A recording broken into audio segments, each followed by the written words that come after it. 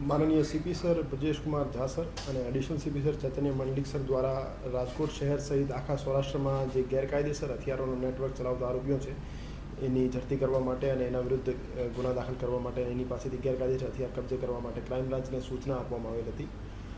ACP Shri Bharat Basiya સાહેબના નેતૃત્વમાં PI Shri S Chavda સાહેબ, પીઆઈ શ્રી મનોજ ડામોર સાહેબ, પીઆઈ શ્રી ચિરાગ જાદવ સાહેબની ટીમો દ્વારા છેલ્લા 5-7 દિવસથી આ બાબતે કાર્યવાહી ચાલતી હતી અને પીએસઆઈ શ્રી એસએમ રાણાની ટીમ દ્વારા ગઈકાલે એક આરોપી જે વાવડી રસુલપરા રોડ પર હતો એનું નામ રહીમભાઈ ઉર્ફે જામનગરી સંધી હતું।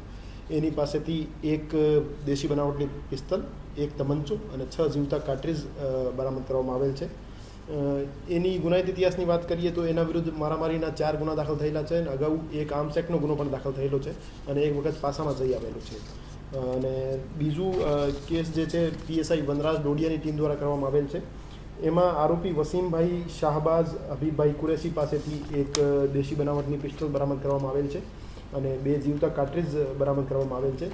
એ રીતે રાજકોટ શહેર ક્રાઇમ બ્રાન્ચ દ્વારા 2 કેસમાં 2 આરોપીઓ પાસેથી દેશી બનાવટની 2 પિસ્તલ, એક દેશી બનાવટનો તમંચો અને 8 જીવતા કાર્ટ્રીજ કબજે કરવામાં આવેલ છે અને આગામી સમયમાં પણ જે ગેરકાયદેસર હથિયારો બાબતે જે અમારી ડ્રાઈવ છે, ઝુંબેશ છે, આ ચાલુ રહેવાની છે। એમાં જે પહેલો આરોપી છે રહીમ ઉર્ફે જામનગરી, એને જે પહેલાં ઓડિયા ગેંગનો એક જીસીટીઓસીનો ગુનો દાખલ કરવામાં આવેલ છે। અવેશ ડોડિયા નામના આરોપી પાસેથી, જે અત્યારે જેલ હવાલે છે, એમની પાસેથી હથિયાર લેવાનો એને કબૂલ્યો છે।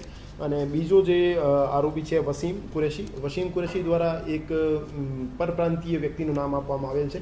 એ બાબતે વધુ તપાસ અત્યારે ચાલુ છે અને એવું જાણવા મળ્યું છે કે 35,000થી 40,000 રૂપિયાની કિંમતમાં આ હથિયાર એમની પાસેથી લેવામાં આવેલ।